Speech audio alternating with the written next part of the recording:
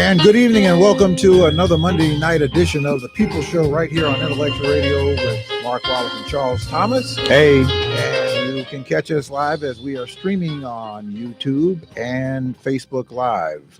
Our telephone number is 708-223-8953, 708-223-8953. And boy, what a weather shift. But before we get started, I have some exciting news to celebrate.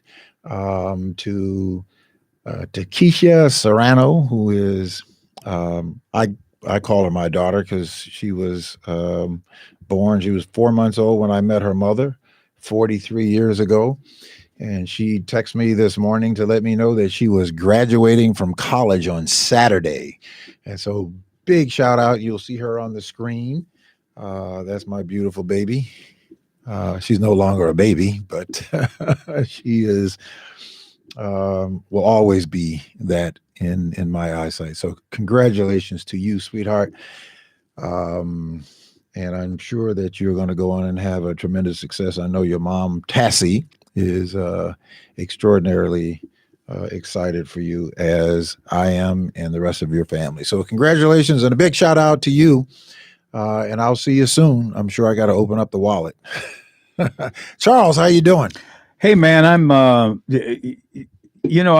this weather situation, it's cold out there on Monday night. And I'm going, man, I was actually in shorts and short shirt sleeves on Saturday. And man, this is a cruel trick because they teased us. They teased us with summer and brought us right back to reality. Yeah, well, letting you know that there's some more coming. There's some more coming. But man, I tell you, it was 4 days? We had 4 days of 80+ degree weather. Yep. Last week. Now, I have this rule that I don't take off my long johns until June 1st. Oh, is that what that smell is, man? No, that's the Bengay. No, well, the thing about what happened with the warm weather is that the kids came out, and they that was a very troubling scene on Saturday night. As you know, I live downtown, or I wasn't in the middle of that, but it's always very concerning when we have those, what are they calling them, large group gatherings or meetups or whatever. And it was troubling. It was troubling because it was complete chaos. The police had no control over what was going on. And it just raised so many questions about what's happening. I mean, in the city with our young people. Well, I think that young people are being young people, but I think that because you have all of these other attractions like social media, that there's a lot of attention seeking with them. And a lot of them do it just to be insightful. As teenagers, I mean, we all did things in our teen years. I think that it's just because of the social media, and they're able to expose this all over the place. There is a little sensationalism to that, right? Sensational how in terms of them trying to make it seem, or trying to make it more sensational to the viewing audience on their social media pages and all that sort of stuff. There's a lot of attention seeking out there. I thought that the news media, number one, channels 7, 5, and 2. Yeah. The night that it happened, they downplayed it. I mean, they did a little, hey, it's something going on, but we'll let you know later. But it happened at, they were on the air at 10 o'clock at night. Now, Fox 32, they had a reporter out there. They were right in the middle of it, and they really gave you a sense of what was going on. Then I noticed that neither newspaper really covered it the next day because they probably didn't have staff on Saturday night. But on Monday, this morning, the Chicago Tribune, now the Sun-Times played it on the front page where it belonged, but the Chicago Tribune had it on the bottom of page 3. They really downplayed the situation where I thought that it was, I thought it was important because of what's happening right now downtown. Businesses are leaving, they're closing, and we wanted to, it was clearly this isn't under control yet. And we have a new mayor, and he's charged with bringing or restoring some order to that part of the city. And the challenge is there because clearly they didn't pay attention to the fact that he was elected, and maybe they should try to tone it down a bit because they don't have any sensitivity, apparently, for what faces him. And that was very disturbing to me, that they just went wild. And I would think, and they were, let's be real, it was 99%. I only saw black children out there. I did not see, and young adults, I did not see anybody else. They could have been there because I wasn't there. I'm just talking about what I've seen on the screen. And I would think that black children should have more, young people, even teenagers, should have more awareness of the fact that a black man has just been elected mayor. Hey, chill. I mean, give the man a chance, give him a break. And they didn't. They were totally oblivious to the fact of what is happening beyond them. Well, I think as most teenagers are, that their mindset are not where your mindset and my mindset are at this point. And as a teenager, I try to think back. I can remember back as a teenager that what was, I think, the most important thing that was happening when I was a teenager was Watergate. Politically, that was the biggest thing that was happening when I was a teenager. Yeah, I paid a lot of attention to it because my father made me pay attention to it. But I think that most teenagers will probably say, yeah, well, Brandon Johnson got elected mayor. Okay. But I don't know that they see the importance of that in the sense that you just described. I, would hope. And I think I said that last week about some of the other activity that's going on, negative activity that's going on within young black men, that they see a relatively young black man who is now at the highest office in the third largest market in the country, that they would see that as significant enough that will be some sort of motivation to maybe tone it down, take a different direction. I don't know that is going to be the case, but again, teenagers, because most of them were 17, 18-year-old teenagers. Now, I think that I don't ever remember being involved with anything that would cause people's lives to be lost or hurt, or even damaging other people's properties, jumping on top of cars and that sort of thing. I think there were 16 people arrested or something like that. 16 arrested. I don't know, but I would imagine they were 17, 18 years old. Now, I just think that that parents are going to certainly have to take some responsibility for whatever the damage that their children have caused. Well, you said my father made me pay attention to Watergate. I think the key words there, my father. 80% of these young people, according to the stats, are being raised in single-parent households, most of them by their mothers.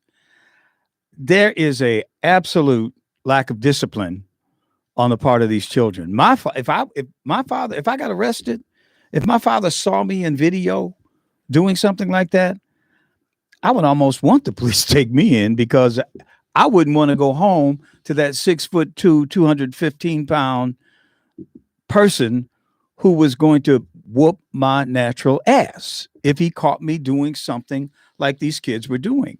And I think that this speaks to what's happening to the crisis in the Black family, particularly here in Chicago. When our young people believe that they can go do what they were doing, I can't imagine anybody I even knew growing up, and keep in mind this is the 60s, twerking on top of a bus. I just it just is beyond. It's beyond. It's beyond my imagination, and it speaks to something that we need to address in the Black community, and I mean the Black community. I mean Black people. The fact that so many of our children are being raised in single parent households and are not being supervised adequately, particularly the young men, once they reach the teenage years. Their mothers simply cannot enforce discipline upon them. And I think we're seeing the manifestation of that, not only in this wilding that happened on Saturday night and the night before, apparently, at 31st Street Beach. Is that what they call it? Wilding? Wilding. Yes. Okay. That, that we have a problem that we are not addressing. And Lori Lightfoot, in her statement, alluded to the parents needing to get more involved and knowing where their children are. And it's probably one of the best things she said since she's been mayor, but she didn't say it. She hasn't said it before. But we really have to redouble our effort. I mean, the political leadership, the clergy, and we can't bring children into the world and not parent them, and that's too much of that is happening right now. Well, let me just kind of go back to you saying in the 60s what you couldn't imagine. There were a bunch of crazy stuff going on in the 60s and in the 70s. It just wasn't televised like it is able to be televised today. So there was not like that, though. There was a bunch. Yes, it was. Not like that, man. There were war protests. No. We were not vandalizing stuff, generally speaking, man. I was there. I'm not talking about war protests. I'm talking about people out there in parks and wherever they hung at, doing their drugs, doing their LSD, smoking their marijuana. Mark, I was there. In we Missouri, weren't doing what they're doing. In Missouri? In Missouri. Yeah, you were in Missouri. Yes, in Missouri. Yes. You were in Missouri. I was in Missouri. You weren't in New York. You weren't in Chicago. You weren't in Philadelphia. Believe me, that kind of thing that we're seeing, just random vandalism, just craziness, wildness, was not going on. We had parents. We had families that monitored the young people. They did. We don't have that now. Families are breaking down. Not only Black families, we are just getting the worst of it. But it's happening to all racial groups. Don't think that Blacks are the only ones that have this rise of the single parent family. No, of course. Of course not. But we're getting the worst of it. We are the ones, our children are the ones in the streets. Those are the ones I saw on video. Now, the video did they edit the video to only show the Black kids? No, that's ridiculous. The Black kids were doing it, and we need to face up to that as we are the ones committing most of the violent crimes. Most of the shootings are Black people shooting Black people. But we have on the left, we have people telling us, oh, there's so much racism out here. Oh, you all are just such victims. Yeah, when in fact, don't conflate the two. No. But we are doing more of it to each other than they are doing it to us. I was going along with you until you start conflating the two. No. I'm going there with it. Well, don't conflate the two because we are doing it to each other more than they are doing it to us. That's fact, Mark. You can't deny that. Look, the numbers Charles, tell you that. Charles, you see it every day. I'm not going to conflate these things. All right. I'm not going to conflate these things as you are clearly doing. So I'm not going to do that. If you want to talk about them, we can talk about them, but don't conflate them. What do you mean conflate? What are you saying conflate? I'm Well, saying that we were the ones you're out trying to there politicize Saturday it. night. You're trying to politicize. Of course, I have to, because the other side is politicizing it and telling me that, and telling me I have to. Joe Biden says there are white people out there that want to lynch, castrate, and burn me. There are. Maybe there are. But there's a lot more black people out there trying to kill other black people than any other white people, and we have to deal with it. When's the last lynch? You had a lynching lately in Chicago? There are white people. There are just as many white people killing white people. No. Yeah, they are. Yeah, maybe we're committing way more of the crime, the violent crimes and shootings than white people. Man, come on, man. Come on, Mark. You know that. No, that's not true. That's true, man. It is not true. That's true. It is not Mark. true. I think you need. We to make up 12% of the population, 50% of the shootings. Come on, man. You know that. Isn't that something? But you know, wait a second. Wait a second. Hold on. You just said something very important.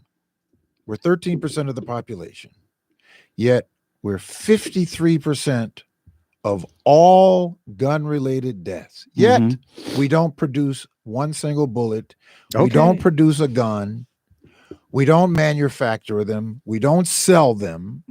But somehow they end up in our communities, and our people are are using 63%. I'm sorry, 63% of them end up in our communities, and there is not a single word about that. I don't hear anything from the right. Hold on, I don't hear anything about that from the right. What they do is they go celebrate and have this big gun party this past weekend where people were literally trading cash for guns with no trace of it, no record of the exchange of these weapons. Right? Then we had this white man who 85-year-old that shoots a 16-year-old because he made a mistake and went one street over to the same address to go pick up his little brothers, rang a doorbell, and a 85-year-old white man with a gun shoots him twice through a glass door. And what's your point? That's my point, is that, you know, when we start talking about some kids jumping on top of some cars and damaging some cars and getting wild, going wild, like that's new. Teenagers have been doing that forever. They've been doing it forever. Yes, they have. No, they haven't. Yes, they have. Come on, man. Yeah. In Chicago, in Chicago, in Philadelphia, I don't care about what white kids do. Let the white kids do what they do. All over. We can't have our children doing that. We can't have our children doing that. If white kids want to do that, fine. Do it in Florida. Do it wherever the white kids do it. But we need to understand that our children don't need to do that. And we need to talk to their parents and say, look, you are responsible for the children that you bring into this world. I don't disagree with that. You can't do this baby mama, baby daddy stuff. No, you all need to get together and raise the children that you bring into this world. That's all I'm saying. And there's nothing wrong with that. Come on, man. There are single parents. There are single parents that are working hard. Of course there are. That are raising their children. The majority of them. If there were two, it'd be better. Well, if it would be two, that's 80%? Idealistic. 80%. That's idealistic. So we got 20%. That's great. No, it isn't idealistic. Yeah, it's the natural order of things. That's what it is. And we are moving away from that. No. We are adopting the majority culture and the way it is pushing us out of our families. Yeah, well, and we have to resist it. We have to be aware of it. There's some people called on the right that perpetuates a lot of that with policies that they've done by incarcerating black men at 7 times the rate that they do white men who commit the same crime, Mhm. the same level Mhm. of crime. And it's Yet- so yet- the white man yet- is the reason the young lady was Yeah, twerking on top of the bus. well, Blame the white man well, you- for that. No, No, you're talking about get fathers. your daughter off You're the talking about bus. how's he going to Get how's the he gonna daughter get her, off how's he the going to bus. get her off the bus if he's locked up? Okay, get the If he's off locked the up, bus. how's he going to get her? Well, how's he I gonna don't get her know, off the man, but bus somebody's got to get her off the bus. when he's locked up? Whoever is in charge of her, this child, get her off that bus. What is your daughter or your foster child or whomever is on the bus? When you start going to this fatherless, I'm going to tell you about. Go for it, man. I mean, You that's why I'm here. Yeah. I'm here for that reason, for you to tell me and justify the stuff that's going on in our community. Who's justifying and why it? you trying to No, I'm justify? not trying to justify You're trying to anything. say, well, I'm not trying to ain't her justify fault. anything. It ain't her fault. Her daddy's in jail. I'm not Hey, trying to justify. It's not her fault. hey. It's not her fault that her dad's in jail. Well, but It's it's not her her fault. fault that she's on that bus. What I'm telling twerking. you, what I'm telling It's on you, that bus. It's her fault for doing that. What I'm telling It's somebody's you, fault. What I'm telling you is that you like to talk about the fatherless black child. Mhm. You like to talk about that, right? But you don't like to talk about how it got to that point. Whatever. You don't want to face how it got to that point. So we're supposed to concede that our children are going That's to not my be point. wild That's not in my the point. streets That's not because my of point. their daddies are in jail That's or not my whatever. point. What is your point? That's not That's my what I'm point. trying to understand That's for not my weeks. point. What is your point? That you want to make this seem that this is a black culture, black person, It is black people's that it's I didn't see no white kids out there. to black people. I didn't see no Well, Asian kids out there. I didn't see any Latino kids. Let me tell I you saw something. black kids. They talk about black kids and black people being most murderous. They talk about that. But when you watch yesterday, all weekend, and it's on 24 hours a day. When they show these shows about solving murders, when they're solving murders over and over and over, white people plotting, killing their family members for insurance policies, or some white man killing his wife because he is having a child with somebody else and he doesn't want his wife to know about it. So he kills his wife, murders his wife so that she doesn't find out about him. I mean, over and over and over, but you don't see that my point is that you don't see that in the news. What you see in the news, How'd you see it? How'd you see it? Because you said you saw it, news. You said you said you saw it. These are shows. These are crime. But these are drama. No, so you using fiction? No, it's not fiction. But it's real. It is real. So it's the news. It's journalism. No, it's not. It's news. No. You know what I'm talking about. I know exactly what you're talking about. These are murders. Sense. These are murders that white people commit that you don't see them in the news. But you saw it. News. It's not on the news. But who cares if it's on the news? You saw it. It's not on the news. And you said it's real. Of course it's real. Okay, then. In the crime solving shows, you don't see them on Channel 5 or Channel 2 news. You just see them when we were seeing them on these shows called, what is it, Snapped or whatever. Snapped, and they have this 48 hours. Unsolved murders. Yeah. And all of that sort of thing. So my point is that they show on the news where they want to disproportionately try to make black people seem like they are inherently more violent than white folks when they are not. I don't think that we're inherently more violent. I'm just saying we're committing more of the violence, and we need to be aware of it, and we need our leadership to talk about it more instead of running away from the reality and just dealing with what our problem is. We're not dealing with it. There's a lot more going on. There's a lot more good going on than the violence that you all like to talk about. Let's talk about the good. Give me some good. Give me some good. You talked about your daughter, I guess your adopted daughter, or I'm going to use this term, play daughter or whatever, who graduated from college. That's a great thing. Yeah. That's good news. Yeah. I'm glad to hear that at the beginning of the show. We turned the corner real quick, but that was good news. Yeah. That was great news. Yeah. There's a lot of good news out there that we never hear about. That's a lot of agreed. great things that's going on that we never hear Mhm. about. Mhm. That we never hear about. This day started. This day started, and a whole bunch of good things happen in this day that you and I are never going to know about. Did Because you? everybody wants to do focus you- on. Wait a minute. Do you know Everybody wants to anything? focus on the one thing that happened. Stop focusing on that Saturday and tell me night. some good news, bro. Tell me some good news. Don't go back there. I just told you some We good just news. exhausted that. We went a half an I just hour told on you it. some good Now news. give me some good news. I just told you some good news. Tell me this, because you were very close. You're very close to the mayor-elect. Yeah. What's he going to do about this situation? I mean, in terms of restoring some order on these summer evenings, what's he going to do?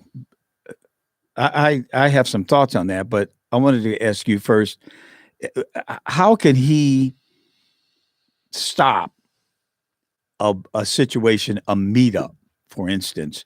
What can he do to stop the meetup phenomenon? I think because he's a younger mayor and he has teenagers of his own, that perhaps he has a better opportunity than Lori Lightfoot or Rahm Emanuel or Richard M. Daley or whomever to talk to these young people. What do you think he can do? I'll tell you what I would do. I would model what Harold Washington did, was convene a conversation in the same place. I would convene a meeting with all of the young people to meet me at the, what do they call that? The Pritzker thing out there. That's brilliant. Is that what they call it? To meet me out Pritzker there. Pavilion. The pavilion. I would have them to meet me out there. Man. And I would have all kinds of whatever purveyors out there, what do they call them? Whatever. I would have all kinds of stuff out there, but I would have them to meet me downtown. Oh man, that is At the pavilion. Mark. And we would have a Mark, conversation. Mark. You know, you and I have our moments. That is a flipping brilliant idea. Have a meetup. That's what I would do. Oh, brother. Oh man, that's good. I mean that, folks. Yeah, that's a what good I one. would do. Have a meet, Brandon. If you're listening, or any of the other people are listening, that is an incredible idea. Have a meetup. Have a meetup at the Pritzker Pavilion. That's I would have that talk done on the to first, these young people. It would be the first. It would be the first weekend as mayor that I would have that out at the pavilion. Does he know that? Have you talked to him Brandon? about that? No, I you know, that's brilliant. But what I'm saying is that children have to be loved on. You can't just, because if you want to get children's attention, or certainly get them to cooperate with you. You're not going to get them to cooperate with you by balling up your fist and thinking that you're going to bring down the gavel on it. You're going to lose that one. You're not going to win that. Listen, and what makes me think about this is on Halloween, they started over the last few years, these kids would have these gatherings. But the mistake that Lori made, in my opinion, was that they tried to resist them rather than finding ways to cultivate them. Now, in Hyde Park, they didn't want the kids to come down 53rd Street. So some of the organizations contacted me and asked me if I would be a part of a meeting. It was a different organization. And so we got together, and myself and Ebony Lucas as an attorney, I said, maybe you need to use a little reverse psychology. The kids are coming here. You can't stop them from coming. They're coming. But why don't you make it more welcoming for them to come? Give them some things to do that they can enjoy rather than you showing up with a bunch of police and a bunch of buses that you're going to arrest them and put them on. And maybe you won't have as much of the problems as you had before. We did that, not to the tune that the city that we wanted to, because the city wanted to divert them to a whole nother area. They weren't going to another area. That's what made me think about that, because we were able to not stop it, but certainly minimize it from what it was in previous years. Should the parents come? Would parents be invited? Absolutely. Absolutely. They are welcome to come. But if I were mayor, I would invite the children to come. We're going to have a bunch of stuff there for you, some free food and drinks and that sort of, but we're going to have a conversation between your new mayor and you. We're going to have a conversation. That's brilliant, man. That's one of the things that I'm not going to say it. That may be the most thoughtful thing that I've heard you ever say. Yeah. Okay.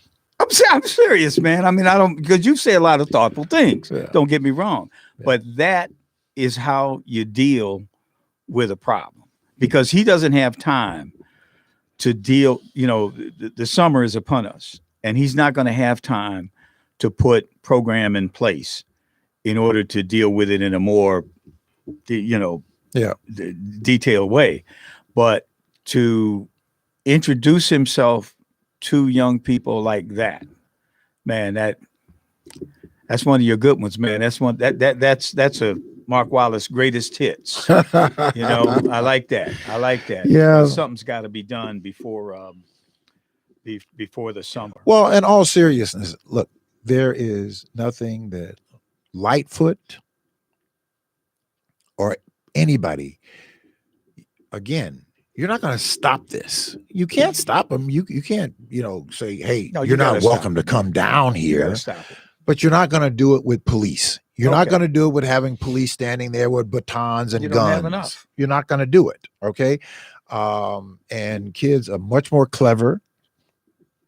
And because you show them that kind of resistance, they're going to show you. So, be the adult. If there's somebody out there with the administration, you can call us at 708-223-8953. Again, that number is 708-223-8953. You're listening and watching, perhaps, The People Show on Intellectual Radio. We'd love to hear from you and get some reaction to that incredibly wonderful idea that Mark Wallace has put on the table. Let's shift gears a bit. What do you think about the mayor's transition team and the people that are going to be involved in planning the new administration? Well, I don't know them. I don't know them. My trust.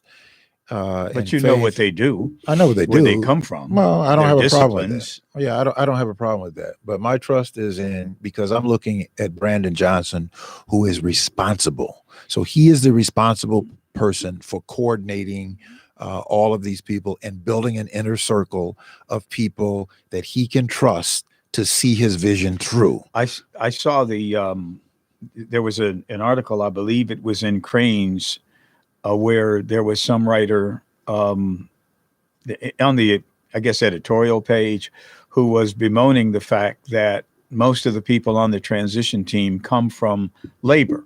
And that's understandable because Brandon comes from organized labor. Right. But they were bemoaning the fact that there were not enough people from the business community on the transition team that could, basically connect the new administration to the business community. And the writer made a legitimate point, and it led me to think that this is a huge challenge for the new mayor, is to reassure these people that they will have a role and that there can be some cooperation between, this former labor activist and organizer and business, and that they can meet somewhere in the middle and basically improve Chicago in the process. And, that to me is a challenge that's that has to be met. It has to be met by both sides, because this Walmart thing that happened the week after the election, I'm very suspicious of that. Walmart is an notoriously anti-union company, and the fact that a pro-union mayor was elected, are they having a tantrum? Are they showing off by closing half their stores in the city of Chicago? And who knows, will they close the rest of them? Just 2 years ago, after the the disturbances following the George Floyd situation, I guess the CEO of Walmart came here and said, "Hey, we're going to redouble our commitment to underserved communities." And here we are, what, 1, 2, 3, 4 summers later, they're pulling out half their stores. So he has no credibility one way or the other. But will other companies do that kind of thing? And I think we have to pour water on that immediately. And that seems to be a challenge that Brandon Johnson will have. Well, let me answer that question that you asked, because you asked some other Which stuff. question? I want to address the administration organizing later, but let me talk about the Walmart thing. This is not new for Walmart. Absolutely not. This is not new. Walmart is, in my opinion, one of the most grotesque, disgusting companies that exist. All right. So this is not anything new. Walmart comes in and sucks up resources and packs up their tent and goes on. So they're very nimble. As far as I'm concerned, good riddance to them. I was not happy for Walmart to even come, because I knew and know what kind of company they're. There are people in this city, in our city, that have lost their homes, and some who came very close to losing their home just because of the Santa Claus bag that we gave to Walmart, but did not get much return for Walmart. Walmart does not take care of its employees well. In fact, it cost us money, federal dollars, for Walmart, because it does not take care of its employees well, because they're not able to afford insurance, and they get all of these tax benefits that strip away from our communities. Paul, as far as I'm concerned, we're going to have to eat a lot of those costs, but I say cut our losses and let them go. One of the best companies out there is a Costco's. I bought a membership with Costco's just because of the way that they operate, right? They take care of their employees. They pay their employees very well. They make sure that their employees are taken care of insurance-wise. And I think that they're also very responsible for the communities and cities where they are. They don't ask for a whole lot. Is they reinvest within where in their locations. Good riddance to Walmart. Unfortunately, they welcomed them in the way that they did. Well, I don't think I don't say good riddance to Walmart, because there's a big hole out there in terms of what people had come to depend on is no longer there. Not only in the I think it's 4th Ward where they had a store, and then they had the one at 83rd Street. Right. And then there was another one. Well, there's one in Lakeview that they're closing, but there was another one in a black community. Oh, no, out it's one in the Hispanic community. Right. The people depended on them. The one in the Hispanic community is not such a dire situation, but the two in the black community in the 4th Ward and in the 21st Ward, those are going to be losses. Man, I would go. And the thing, one of the bigger problems is that while Walmart was there, other businesses did not grow. They were not seeded, and they would have more of a local commitment. That Walmart sort of sucked up all the oxygen, and now Walmart's leaving, so there's nothing I mean, you go from a full service grocery store to nothing. Now there's this quiet uh, allegation that security and theft was a problem, and I don't know about that. Look. That's the whisper. Yeah, I know that's a whisper, but that is largely unfounded. I would agree because I haven't seen any empirical proof of that. Exactly, because Walmart, even though they went through, like, I don't shop there. I've never shopped there, but Walmart has this system in place that's Sam's Club. They're owned by the same people. They have this systems in place that when you go and you check out, there's somebody at the door. Right. All right. There's somebody at the door. So this is just unfounded talk. I'm just going to put it. So do you think, but what do you think? I mean, I'm going to put on your conspiracy hat here. Do you think that the fact that Brandon Johnson was elected, that had anything to do with why they did this?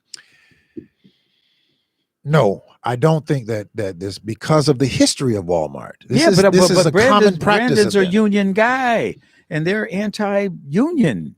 You don't think that had anything at all that entered into, and they did it a week after he was elected? It could be. And the fact that the city government is in flux because of the transition, that they thought they would have an opportunity to do it, because they have a standing plan to get out of a market in 10 days. They know they've been working on that. Right. They war gamed that.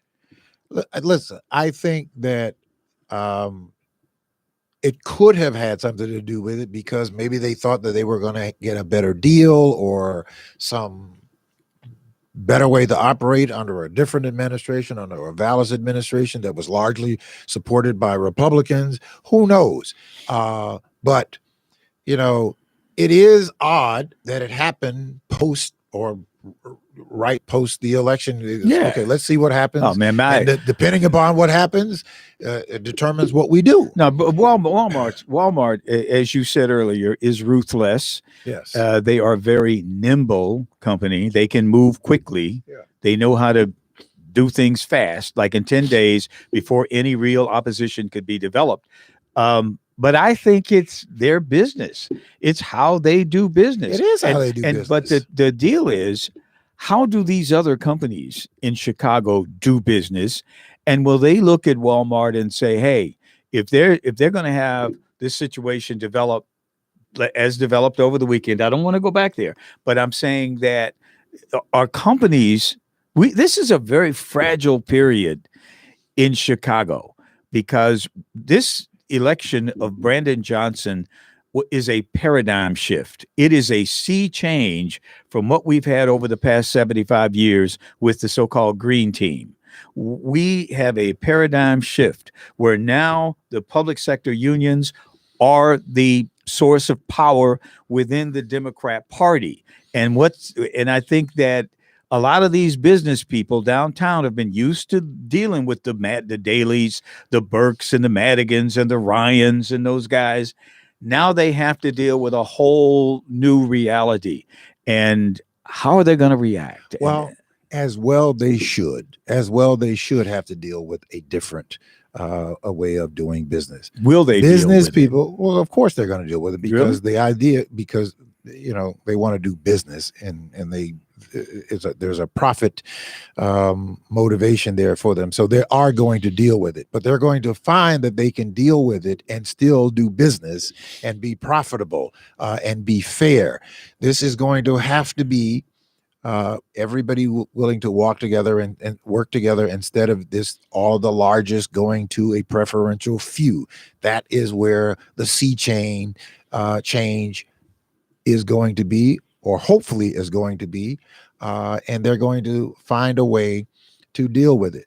Now, the question that you asked for, the comment that they made in Cranes about there not being business people at the table, business people who are doing business at that level, there's only a few of them, rather as opposed to the masses of people. They're still going to get their piece. They're still going to do their business, they're still going to do well.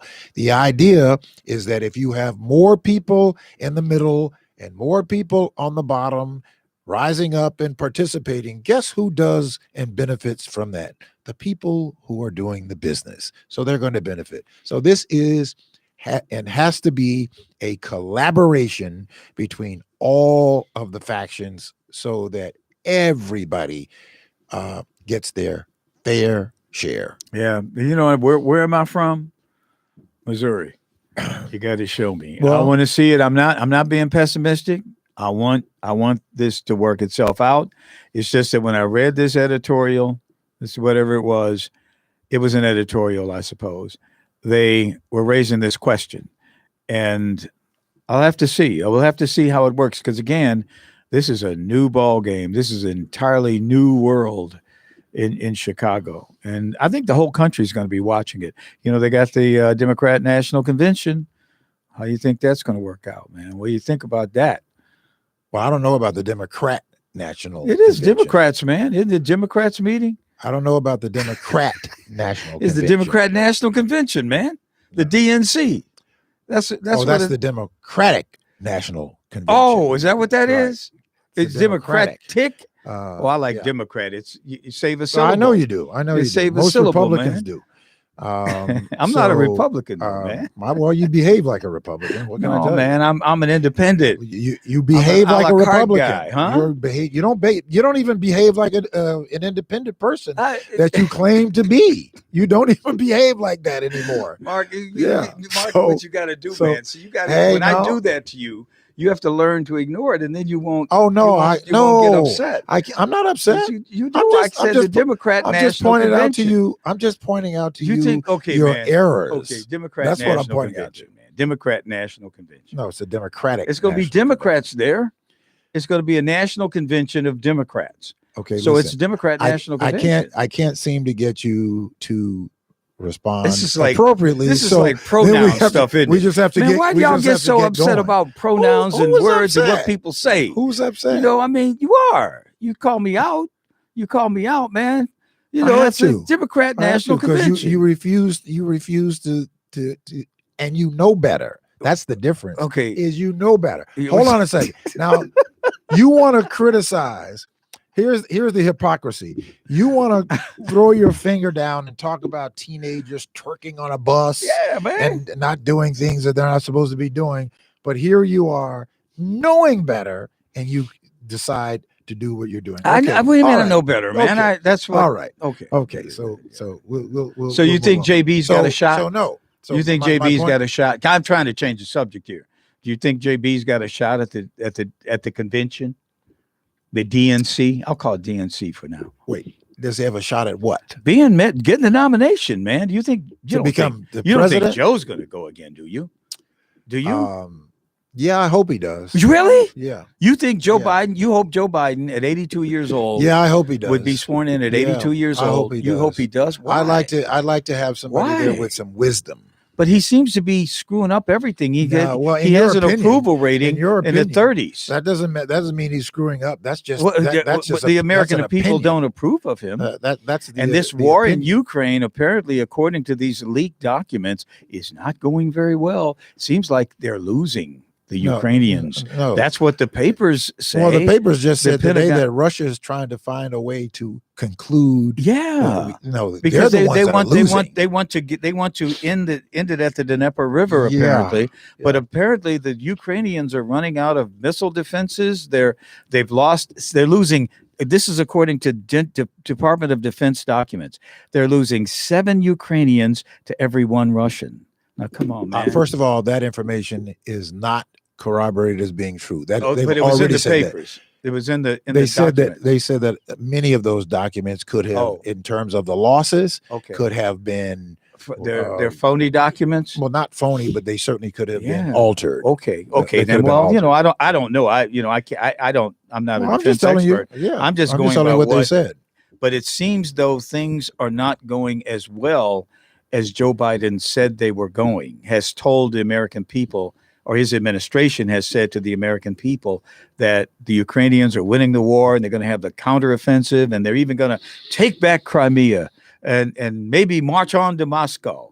I mean, and apparently that's all lies. Well, Apparently it isn't happening that way. I don't know that. I don't know Hmm. that I would take Well- something that has been leaked out and Uh-huh. altered as being the Bible Mhm. of the Doesn't look- the yeah. condition. Yeah, because the paper Yeah. didn't make it look Well, you know, it sound very, I very think good. that people who don't like Joe Biden and Mhm. don't like I don't like him. I of don't course. like him, no. So I wouldn't expect for you all to see it any differently. Uh-huh. I wouldn't expect for you all to see it any Man, you know, it's going to But be at tough. the end of the day, Okay. at the end of the day, I think that they should stay the course. I Mhm. think that we will ultimately see Russia buckle, Uh-huh. and they will find a way to retreat from this invasion that they decided to go Mhm. into, thinking that they were going to Mhm. just roll over Mhm. the Ukrainian Mhm. people and weren't successful They at weren't doing successful in doing it. Yeah. Okay, well, you know, I mean, I'm not there. I don't see it. There's this brouhaha over this leaked Pentagon document Yeah. that seemed to suggest that the war wasn't going anywhere near as well as the administration has been saying. And Joe's got other issues too. He's still got this persistent inflation. There's this. That seems to be seems like cooling. the rest of the that seems to be cooling. countries in the world, the largest countries in the world, seem to be ganging up on the United States. They got this Brics alliance going with everybody from the Brazilians to the Russians, the Chinese, the Indians, with their 1.5 billion people, and the South Africans. They're all coming together to form this Brics alliance that could that's threatening to the United States. And you know, it's just a real mess that foreign affairs have become in the last 3 years since Biden has become president. Yeah. And it seems like the world is teetering on the edge of World War III. Yeah, when you look and I tell you, when Donald Trump was president, Republican it lenses, wasn't. But yeah, oh, but when Donald please. Trump was president, we had relative peace in the world. Yeah.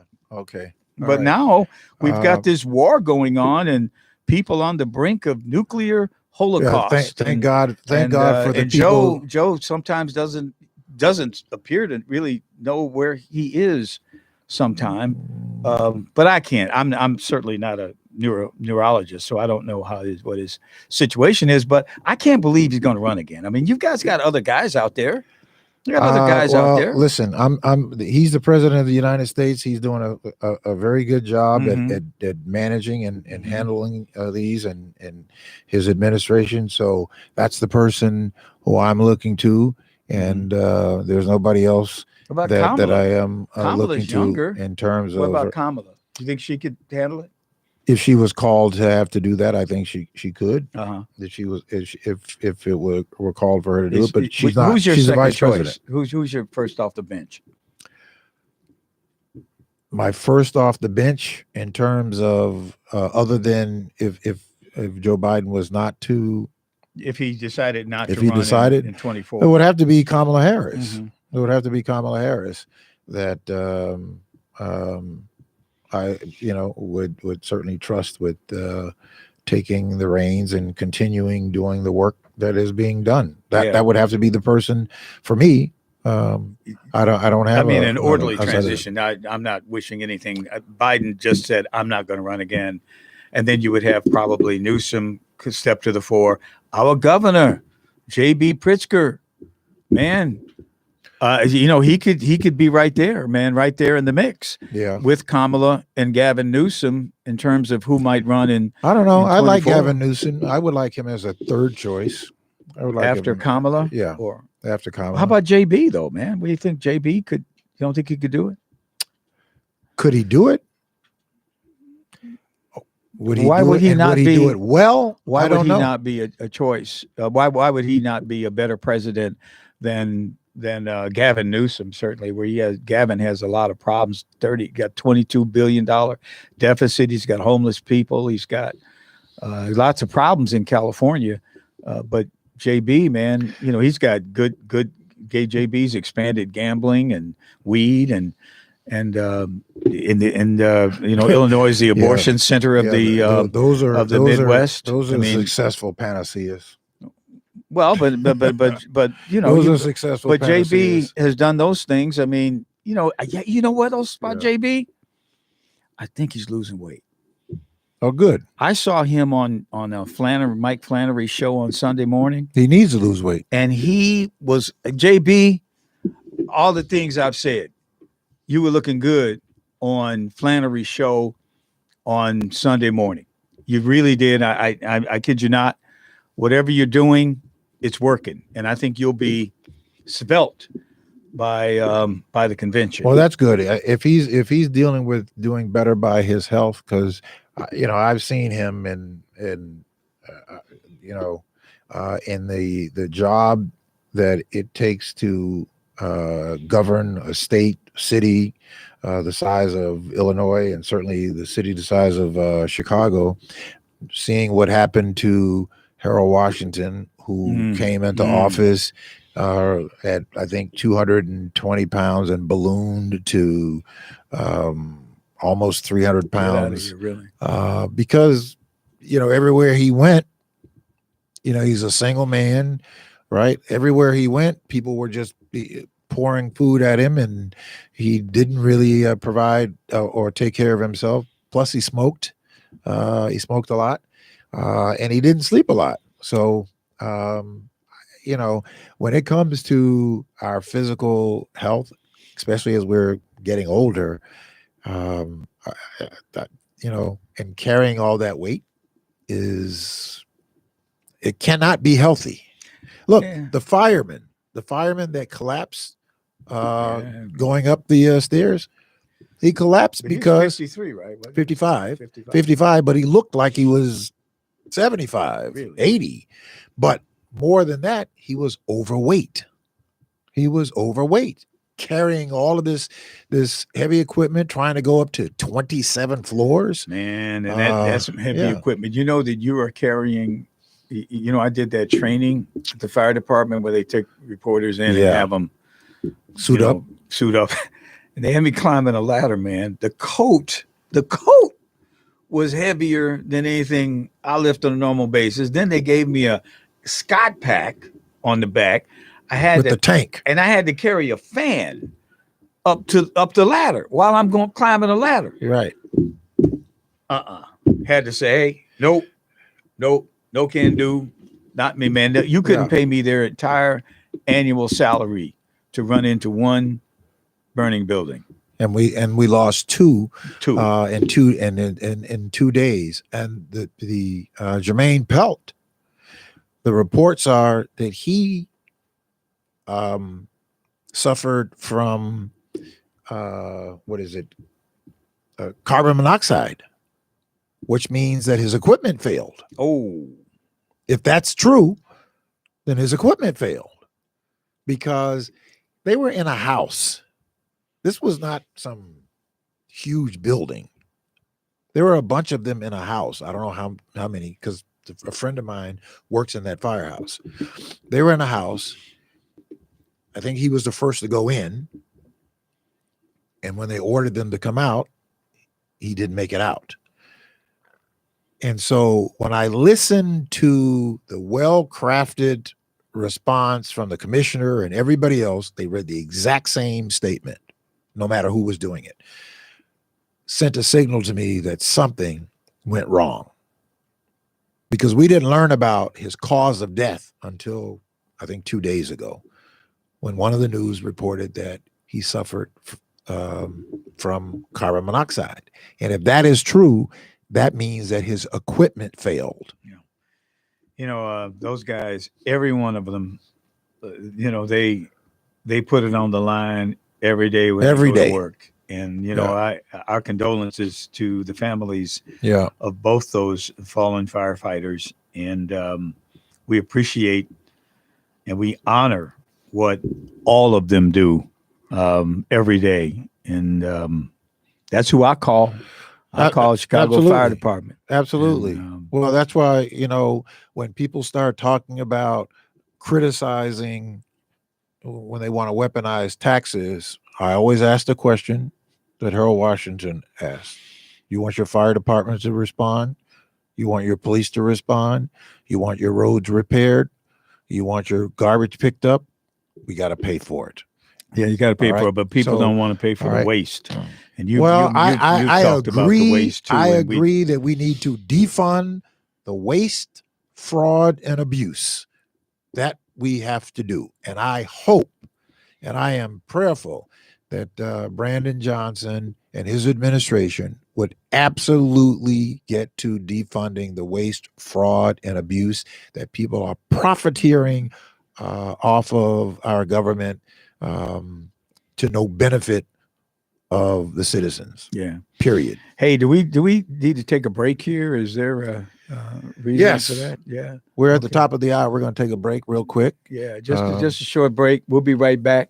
And when we come back, remember our phone number is 708-223-8953. Love to hear from you on what we've been talking about here on the People Show on Intellectual Radio.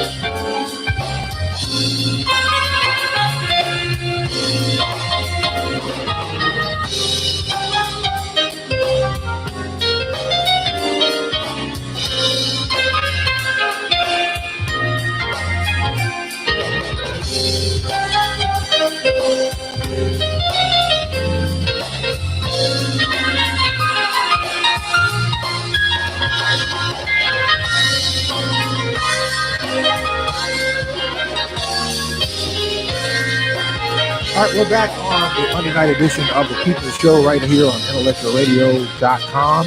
We are also streaming live at Facebook and on YouTube. Our call-in number is 708-223-8953. That is 708-223-8953. We welcome your calls and to get involved with the conversation.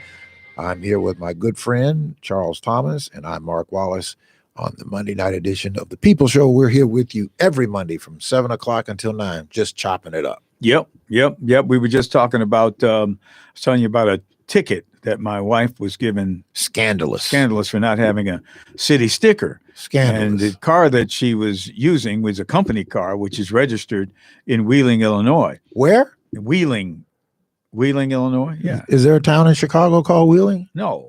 There's no town in Chicago. No town right? in Chicago. Oh. No, but it's definitely registered there. It's a leased car. And she got a $200 ticket? $200 ticket, For what? man.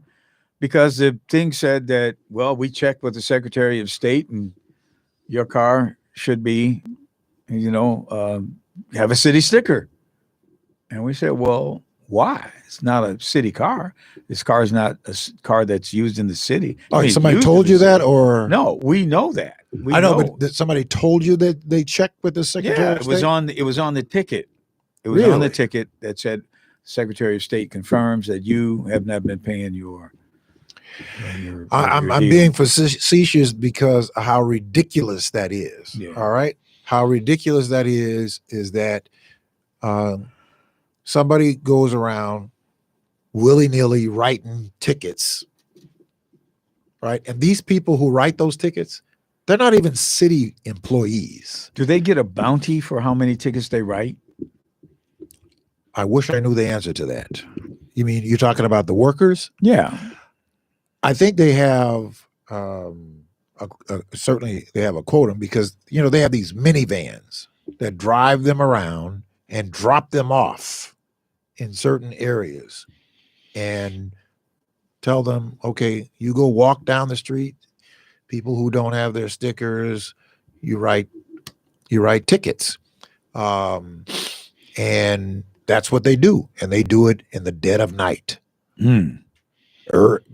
As my grandmother would say, 4 day in the morning. 4 day in the morning. Okay, that means before. I know for all the white people that are that's old folks, man.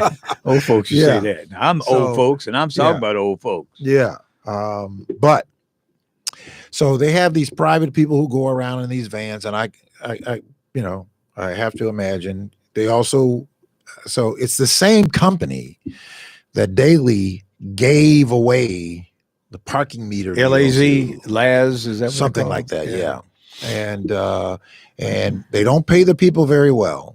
They don't pay them very well, and they don't treat them very well. But they have a $10 or $12 billion asset that they got for under $1 billion. So they're stripping all of that money for a private interest, but a $200, just assume that your wife would have just paid that $200 ticket. No, that was her initial response. Response was that, and we had some people tell her no. Yeah, you got to challenge. Listen, I tell every person who got a ticket, even if you did it, challenge it. Even if you did it, we shouldn't be so quick to give these private companies all this money, and they have these lawyers that treat people like garbage in that administrative hearing process. I mean, literally like garbage, that we pay them $200 an hour to sit up there. I don't know, maybe because they, have weak practices or something. I don't know, but they sit up there and they treat people like garbage going through that process. It's really not even due process. It's really not even due process, which is why I am, so hard on this system, because it's not just this system. That is the attitude across a whole lot of our government agencies. The water company is mismanaged poorly. People are we're overcharged for water, and we have no way of really of oversight of that. Now, this is going to be very interesting. The water, now that you bring it up, because the water department has always been a patronage hive. And the water has always been, I talked earlier about I don't know if it was this show or the other show I was on, about the Irish cabal that used to run Chicago for 75 years or whatever it was. The water company, the 11th Ward in particular, where the Dailies are from, they always held sway over the water company. They had the water company, locked up, because those are great jobs, and everybody needs water. And you have more water pumped in Chicago out of those 2 pumping stations than anywhere else in the country. Right. And it's all just the suburbs have to buy from all the Chicago. suburbs are buying from Chicago. So those jobs are great jobs, steady jobs. I'm interested to see how Mayor Johnson can break that up. He's got the the wherewithal to do it, because he's not beholden to any of those people. Not anybody. But those people they have been running this show. The water department, that's where that one guy got indicted. Can't remember his name, man, for anything, But they've had so many scandals in the water department that really went nowhere. And they got all these people making this money. 6-figure salaries to do nothing. Right. Well, what do we have? And they don't look like you. What do we have? 9 commissioners on the water reclamation? Well, that's different. That's the Water Reclamation Board. Yeah. That's the one that Kerry Steele is the president of that. Now, that's a big operation, too. That's a big patronage hive. But the water department, the one right across from Navy Pier, whoa. And they have another pumping station out your way. On South Shore. Right. Yeah. Man, that's a big scandal. Man, waiting to happen. And it might take some people going to jail to break that up, man, because this has been going on for years. Well, hopefully that with the new, the intergovernmental, the person who is responsible between the mayor's office and the state, I forget what their official title is called, but hopefully that person, and Brandon will set the tone. He's going to be responsible for setting the tone. Remember that Tomzak was a guy. A guy named Tomzak that was running Daly's street operation with water company deployed. But like Brandon has CTU. Right. This guy had Daly had the water department. 22 years, man, in office. Water department would get him the votes he needed. Yeah. Man, but just think they're not going to have anything to do now. Yeah, well, as they shouldn't. They've pilfered enough. They've pilfered enough from the people. But again, seriously, I'm hoping that Brandon sets the tone. Now, based on what he has said and based on what I believe to be, going in as mayor, you have all these people that are pulling for you. So Saturday, we are all at Push, right? And all these defectors, I call, that were with Paul Vallis. And one of the biggest defectors, in my opinion, was Emil Jones. Was sitting in the front row at Push on Saturday for the big Push community meet and greet with Brandon. And Brandon, as graciously as he was and should be, because he's the mayor, right? You have to, let people come home, so to speak. Acknowledged Emil Jones. I have to say that I know that it is true that once the election is done, we got to get everybody to the table. And we got to do the best job we can for the entire city. But boy, I tell you, I had to reach down in my Christian soul on Saturday when I saw Emil Jones sitting there in the front row. And boy, he bowed his head down, as he should have. So, but yes, so I had my little time, so now we have to come together and get the job done for the people of the city of Chicago, because that's what's primary. Well, yeah, I think that what you saw was something that pretty much happens after every city election that, every people show up. But I think, again, going back to what I was saying, this is a paradigm change. Well, That we need the phone change. calls that Emil Jones would make in the aftermath of something like this. He can't make those. Can't make those phone calls right now because he don't even have the numbers. Yeah, he doesn't even have the numbers, man. No, he can't make those calls. No, so it's gonna be interesting. I just want to see it. I want to see it work. I'm from Missouri. I want to show me what's going to happen. Well, we all know we can't just be in the show me state. We all have to be at the table trying to help.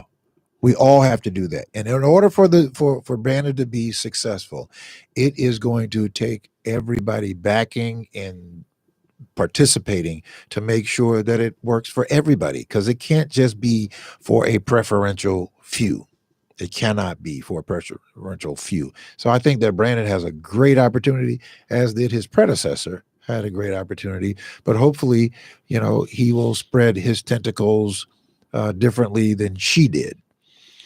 Because you cannot run this city without support. You can't. He'll be different because he's personable and he's a nice person and he's a smart guy. Yeah, but he's a nice person. Yeah, she's smart. She's a smart person, but she just had some attitude, man. That nobody could break through the attitude, and she used some foul language, and she had identity crisis going on. Definitely, she had identity crisis going on. So. That she didn't want to think. What about this? I want to tell you about this class action lawsuit, because we didn't finish it. We were talking about your wife's ticket, okay, your wife's ticket, but there was a class action lawsuit that got certified today, where the city, with this administration and before this administration, the current administration, we're giving out tickets to people with using their cell phones, right? And I'm hard on that because I think that, people with their cell phones, you get distracted and you cause accidents. It's very threatening. But the city police officers were giving tickets to people who were using their cell phones. But the Department of Transportation, which is another department that I hope that Brandon busts up, is just as corrupt as that water department. The Department of Transportation were processing those tickets that were given by police officers, which is a state violation. It's a city violation, but it's done by police officers are controlled by the state. And so because it's written by a state police officer, it's supposed to go before a Cook County judge. Right? Mm-hmm. But the city was processing it as an administrative violation, which afforded them to keep 100% of the money, like a parking ticket or a city sticker. So the city gets to keep 100% of the money that they collect, but not if you get stopped by a police officer and the police officer writes a ticket that has to go before the county. You're going to win that. Which means you can win that, right? That lawsuit. Oh, sure. Yeah. Absolutely. Yeah. Absolutely. It's north of $25-30 million. There's some 90,000 people really that are in that class that have been really stopped for using the cell phone. Using the cell phone. Yes. Ticketed for that. As well, they should have been. What's the amount of money? It's over $20 million. No, I mean what's the fine? I should say. Oh, the fine for using your cell phone is a $60 fine. That's it? Yeah, it's a $60. Well, they charge me more for a parking violation. I know it. But it's all money. It's all gravy because they're not going through the court system. It's not going to the court system, and so they weren't sharing it with the other agencies that it was supposed to be. Yeah, you can win that, man. I can see how you can win that pretty easy. But how much money is that going to be if the city has to pay $20 million? Man, that's out of Brandon's budget. Well, $15 million of it would be because in the like any other insurance, you have your what do you call that thing that you have to pay? Deductible or whatever. Your deductible. So the city has to pay the first $15 million. Oh, right. So and then the insurance kicks in after that. But you and I would have to pay the first. And you got that million. the lawsuit certified. It just got certified. And what does that mean?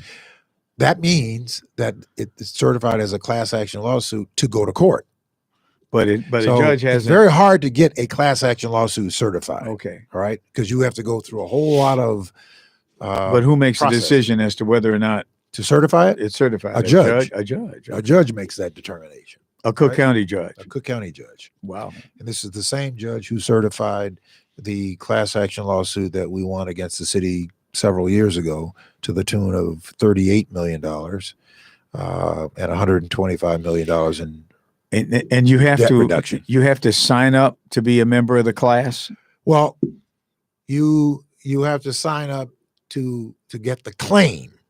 You become a member of the class once the class has been certified, and you're one of those persons that received one of those tickets, right? So you become an automatic member of the class. Now there are people who you can opt out and say, I want to sue on my own if you don't agree with the settlement or whatever, but that's typically not how it's done. Mm-hmm. Yeah. But that's what happens. So now what happens at this point, so the judge says that you have met all of the burdens that you needed to meet in order for me to look at the evidence and determine that it meets class certification. Yeah, looks like you might win that one, man. I'm not a lawyer, you're a lawyer, but it just seems common sense to me. If a cop gives you a ticket, then the cop has to go to court. Well, the bigger problem here, Charles, is not so much as winning the lawsuit. The bigger problem here is how our agencies have been operating, in this gangster-like way, right? That goes back to Rahm, though, right? Yeah, it goes back to Rahm. Goes back to Rahm. But it's the same. It's the Department of Transportation, and it's the same Department of Transportation that operated under Rahm, and that needs to be broken up. Those people need to be fired. Every person working in the city Department of Transportation needs to be fired. Every single one of them needs to be fired. Oh man, look, because scorched earth. Well, look, the Department of Transportation is supposed to be about creating safer roads, infrastructure, all of that sort. That's what they're supposed to be about. Not this revenue generating arm that's what they that do. It has become. That's what it has become. So, so when you told me about your wife thing, it just kind of triggered me a little bit. Because, that sort of thing is happening over and over and over again. And people like, yourself and your wife, you get a $200 ticket.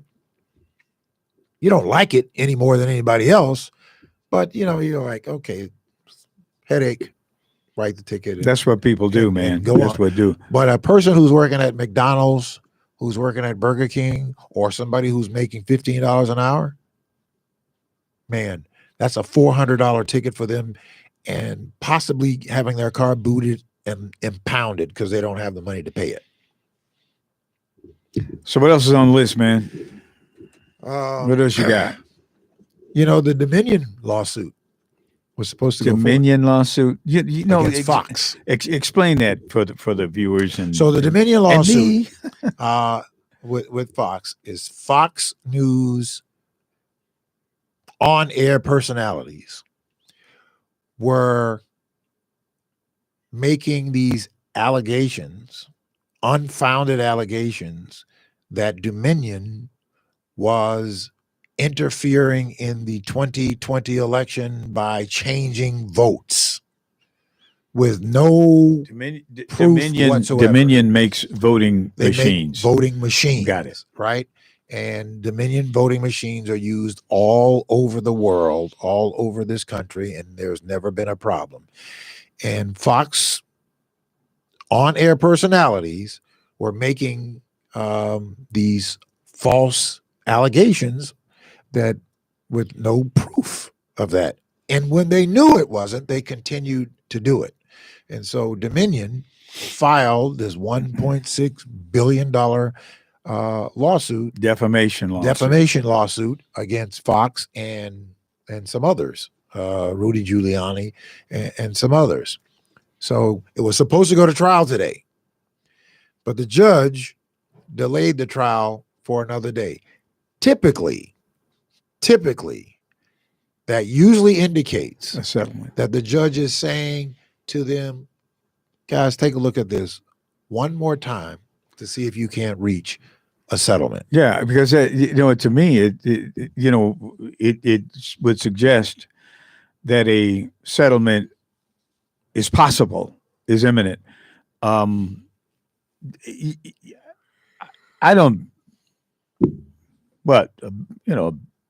200 million here, 300 million there. Those companies will pay that. I'm sure Fox would pay it in order to stop a trial from going on. That would be a circus that would be covered by MSNBC and CNN ad nauseum. As well, without a doubt. Be. Well, nobody else is being sued for $1.6 billion. But if there was a way to sue somebody over the collusion stories that were very popular on MSNBC and CNN early on in the Trump administration, I mean, they all do it. I mean, I have no doubt in my mind that I don't look at any of it with any belief. I do my own research on everything. It takes me more time. I don't have a source that I can go to. Now, I have certain reporters that I listen to and that I dial up on Substack or on the internet or YouTube whenever they make contributions. But Fox, MSNBC, CNN, these people have just gone completely off the rails. They do not report the news. What they do is they hold to a narrative. Whatever the narrative is, that's what they show us. And when you have people like Rachel Maddow calling Donald Trump an agent of the Russian government, when you have people on Fox, any number of things that they do, I mean, their obsession, Fox has an obsession with the border to the point of being, wait a minute, guys, you showed us that last week.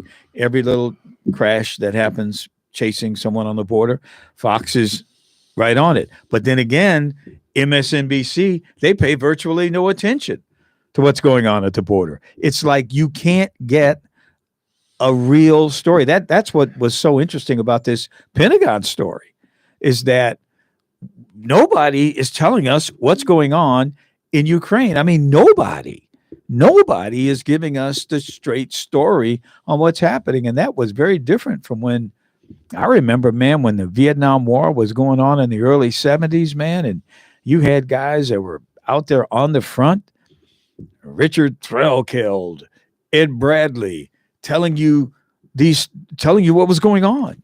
You don't have that anymore. Well, I think that Fox is something altogether, and MSNBC is something altogether ridiculous. Off the rail. No, MSNBC is off the rails. I don't disagree. Oh man, come on! Just the way Fox is off the rails. Let's be. If we can agree on anything, is that you cannot rely on one cable news source for your information. No, I don't think you could ever. Any time in history, you relied on any one news source, but there was some level of consistency. Throughout, and I think that Fox is way out there from anybody else. But whatever their goal or desire is, I don't even call them news. Whatever there are. So, and they're not even. I don't even think they make an attempt to.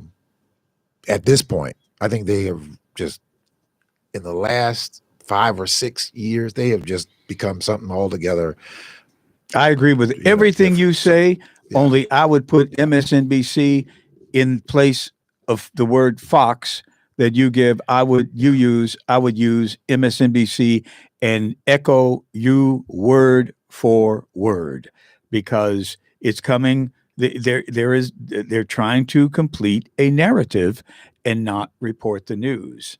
And I could not work in this environment because I'd get fired immediately because I'd actually try to find the truth. Yeah. And I don't think they'd be interested in hearing that. If I worked at Fox, they wouldn't want to hear an opinion from the other side. They don't want to hear it. You can't get.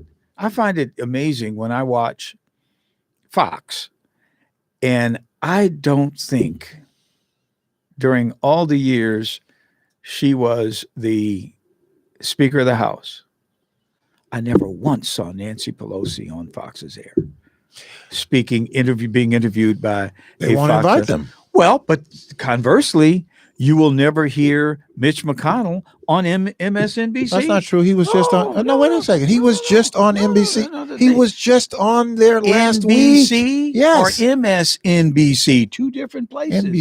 NBC, yeah. Yes. NBC tries, ABC tries, CBS tries. I'm talking about the cable news outlets. They all have narratives, and the cable news outlets are on the air constantly. So if you want the news, you got to go to one of them. And you don't get the news there. You get a narrative of what they're trying to say. And I would have to disagree with you that I don't put in MSNBC and Fox on the same. Well, you don't, and I do, and you don't, and I do, and we agree to disagree by themselves, because apparently you watch MSNBC to a lot more than I do. I watch all of them. Well, I watch. I probably watch all over the country. I probably watch Fox more because there is because there is an administration, and I want to hear the seamy side of what's going on. Because when Trump was president, you're not going to. No, listen. When Trump was president, I would watch MSNBC to find out what was going on, because they weren't going to tell you on Fox. So I listen to Fox now that Biden is there, because they give you more of the, well, what's the other side of it? They're not going to sit there and go rah, rah, rah, rah, rah, because it was just the opposite when Trump was in power. Yeah, okay. All right. Man, I'm just telling you. I'm saying that as a reporter, as somebody who knows a little bit something about the game. You want to get the loyal opposition. Yeah, I don't disagree with that, but truth. You don't get the truth of the loyal opposition. Well, you just get whatever they want it to be. Exactly. Yeah. Hey, there you go. That's what you whatever get. They want it to be. Whatever they want it to be on MSNBC, whatever. CNN, I don't think too many people are even watching that anymore. They just ruined themselves with that guy who covered Trump at the White House, who tried to make a spectacle of himself all the time. He used to work here in Chicago. Jim Acosta, when he would get involved in this back and forth with Trump, and it's like, wait a minute, man, you're a reporter. You're not an advocate. And I think people kind of turned that off from both sides, because they knew that wasn't right. Okay. So, and then I don't know, man. Anyway, how are we doing? Well, what is Clarence Thomas seems that he's got some problems. There's a good one. He seems like he's got some more problems. Clarence Thomas. You mean last week you were saying, and rightfully so, that he had not what he had done didn't seem to be criminal. It seemed to be what? Criminal. I don't know if it is, because I think if it was, he'd be up for. But now with these, because there's been the new things with this Crow guy buying these 3 pieces of property from Clarence Thomas he did not report, that he was supposed to report. We'll see, but I don't know. He can be impeached.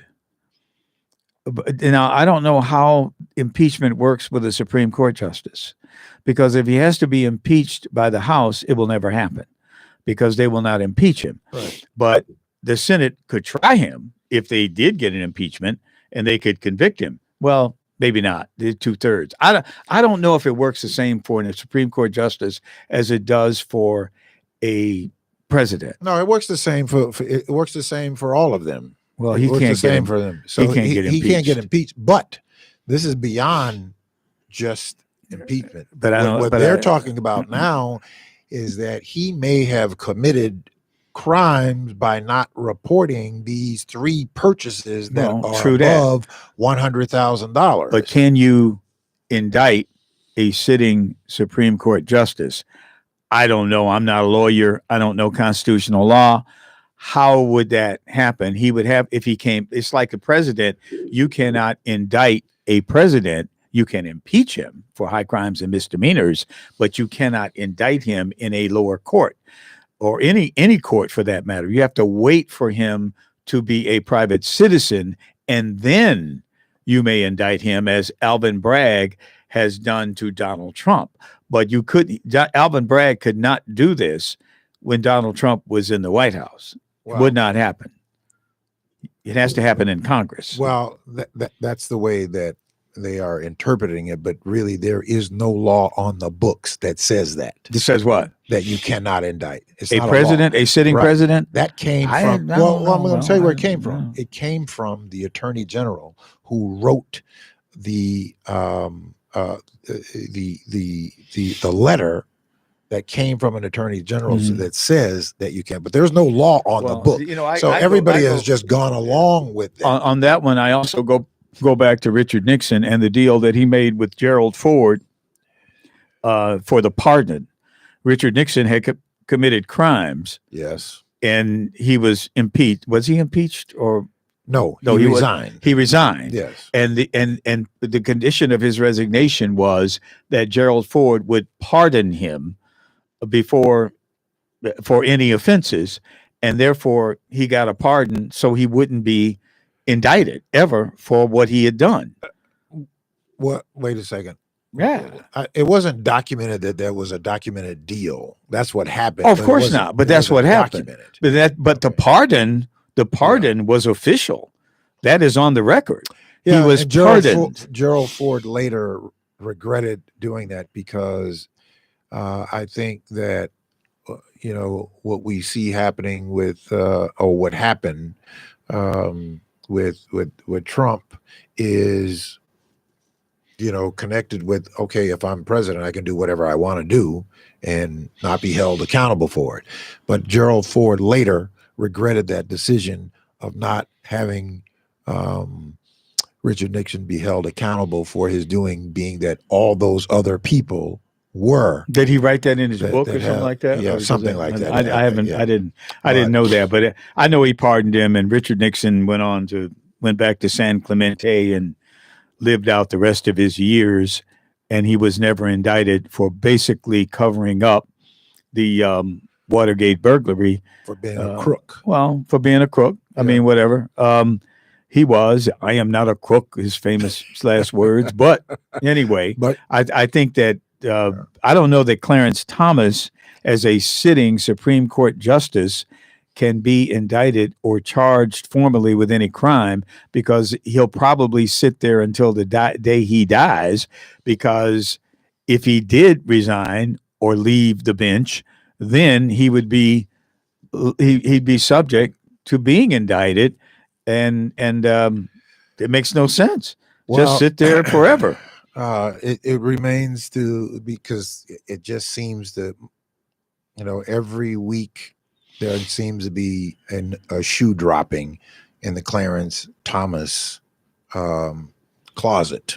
I mean, it might provide some impetus for those who want to expand the court to do so, but I can't. I think you're going to have to expand the court. Yeah, expand the court to dilute the conservative majority. Nobody's well, but if you say that you've got a guy on the court if you can convince the American public there's a guy on the court on the conservative majority who's a crook, if you can convince through any number of public relations methods that he's a crook, you could provide some people to say, well, maybe if we expand the court, then his impact won't be there so much anymore. I don't know. I don't think anything's going to come of it because, again, I think it's going to be hard to indict him for any kind of crime or formally charge him with any kind of crime.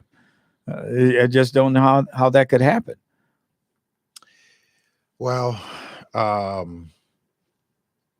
not with a Republican House. Yeah. I don't know.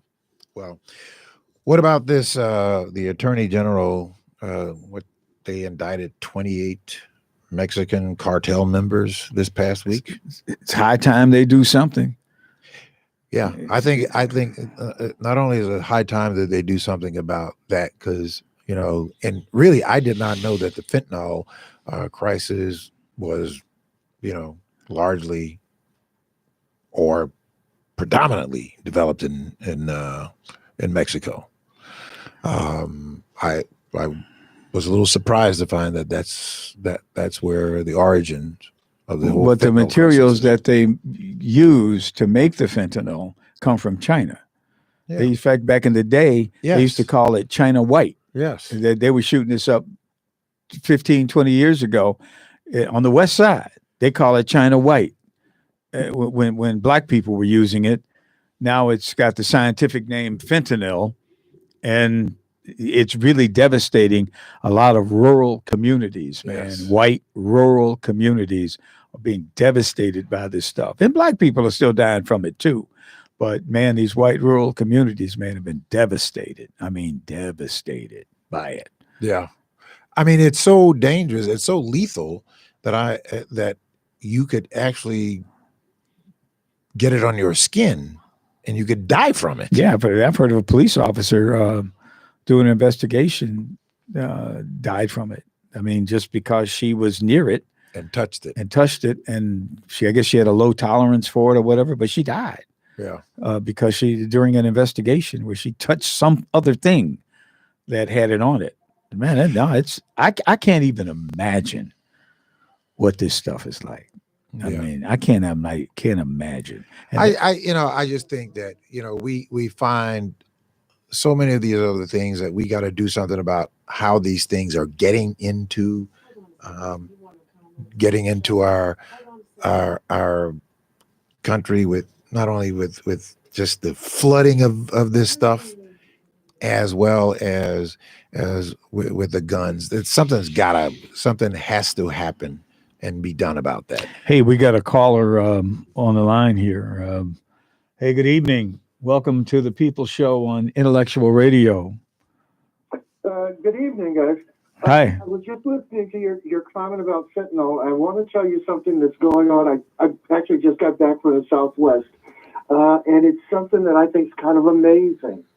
They're actually adding some coloring to fentanyl, making it turn pink, so that if you get cocaine or crack and it's pink, you know that it's actually fentanyl. That the cartels are actually policing themselves, if you will. What do you mean? You mean that they're packaging it to be a different color from the other drugs?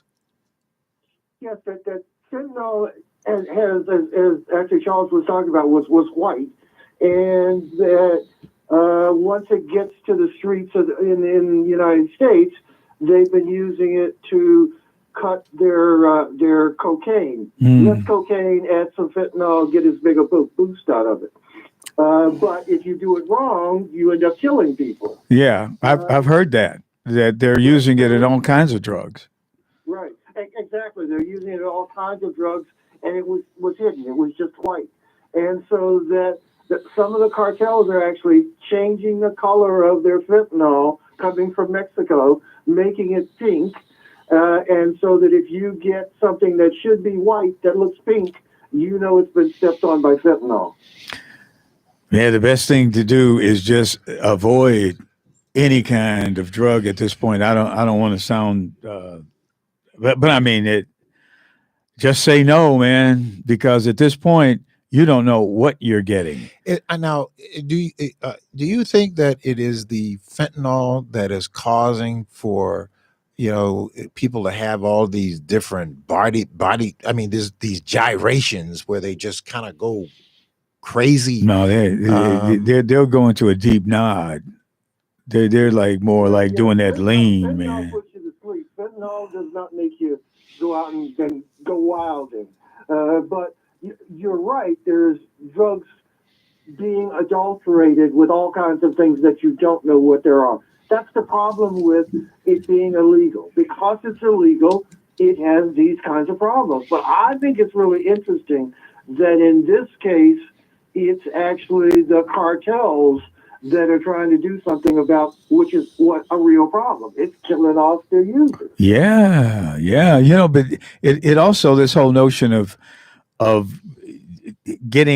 making drugs safe so that you don't OD or whatever, man, I can, my imagination is taken over now, but I see this creep of drugs being legalized in this country, because you go to Oregon, apparently now you can have a small amount of cocaine or heroin in Oregon, and this is not a crime. It's a misdemeanor or whatever. As that kind of thing spreads around the country, oh man, I can see drug dispensaries. Oh God, with safe drugs. You get your drugs here; they're safe, but you buy them here and you pay taxes on them. It's like weed, man. I mean, you buy weed now, like there's no big deal. Just go in and get your weed. Yeah. Well, think the other way. Charles, you've been around long enough. I'm not sure, Mark, if you really were here through that process, but Chicago was one of the last cities that had crack cocaine. I was here. The police were good of keeping it out. It was because the gangs here had such a good heroin connection, they weren't letting crack in. What allowed crack into Chicago was bringing down the big street gangs. Yeah, but by the time that crack cocaine hit Chicago, it had kind of dwindled. It didn't have as big of an impact in Chicago. So they did, the cocaine dealers and they tried to do their best to keep crack cocaine out of Chicago. Well, they used to. They did keep it out. It wasn't about the cocaine. It was about heroin. They had such a good heroin connection that they weren't going to mess up their business. But the reason that I mention it is because there are other realities as to how you deal with these problems. What we've proved is what doesn't work is a war on drugs. That doesn't work. Well, the war on drugs, it was a code word for war on black men. There was never a war on drugs. It wasn't just a war on black men. It was a war on hippies as well. Yeah, it was a war on everybody. This is who we're going after. These are the people that are against us. It's kind of interesting that we're at this point in the cycle now, and Chicago gets a Democratic convention. Remember 1968. Chicago was the place where people came out to talk about the things they were not happy with. Yeah, well, look, Chicago's had more DNC conventions than any other state in the country, or any other city in the country. So, but we'll see. I mean, they had it in 1996. They had the convention. That's the last one was 1996. Yeah, but there were many others, as you mentioned, Mark. Right, many others down through the years. I think. You expect Brandon to be able to give the speech like Obama did? No, I don't know. I don't know that he would. He's going to do that way. I think he'll speak. He'll speak. Absolutely, he'll speak because he's a newly elected mayor. He definitely will speak, but I don't know if it will be to the same level, as Obama as some sort of precursor. Obama spoke. Obama was not a U.S. senator when he spoke. He was in the general election. He was campaigning for Senate, and it was sort of a foregone conclusion that he would win. Yeah, but he was not an office holder. He was only a state senator. He was a state senator when he spoke at the Boston and he was running convention. against, I forget the guy's name. Jack It Ryan was Ryan was his name, I think. and Yeah. Jack Ryan scandal came out, Right, and yeah. so that made it a shoe-in for Obama. So what can I, just get a good scandal. But Yeah, now a good scandal. I want to ask you a question I asked you last week. I don't Yeah. know what's happening. So, where do we stand on? Do the council get to pick their committee chairs, or is the mayor going to do it? I think that is in discussion, but I think that it's going to revert back to the mayor, because there's been a reversal on that. There's going to be a big meeting this Wednesday that is supposed to be discussed, but I think that's going back to the mayor. I don't think that the city council has the authority to usurp the mayor's decision on that. You won't know until after May 15th. Right. You won't know until after the new council is seated what's going to happen with that, because I think there still has to be a vote. Yeah, I mean, Right. look, there's going to be 17 new aldermen, because one incumbent lost. So there's going to be 17 new aldermen in the city council. And many of them are progressives who will, I think, basically at this early stage do what the mayor-elect wants them to do. I got to think. Who do you think will be the chair of finance, and who will be the chair of rules? Okay, here's my guess. The chair of finance, I'm guessing, is going to be Pat Dowell. Mm-hmm. I'm guessing that the chair of finance will be Pat Dowell. The chair of rules, I don't know who that would be. Well, right now it's Michelle Harris. Yeah, well, she's a goner. Well, you think so? I mean, for the sake of continuity, No, if she's she relents on this, this whole reorganization business, yeah, maybe that's part of her deal. Okay, well, I don't see that. Don, who do you see? I think you should mess with him. I think you should make it Anthony Beale. Oh, God. You've been in New Mexico too long. Yeah. Oh, that's not gonna happen. Well, No, I know. I'm joking. Yeah. well, I don't know, man. Beale's Come on. No way. No, Don is definitely being facetious on that one. I'm just trying to think who it could be. I think you're right. I think if they revert back, I think he pushes both Walkersbeck and Harris out, because they were really the ringleaders of this.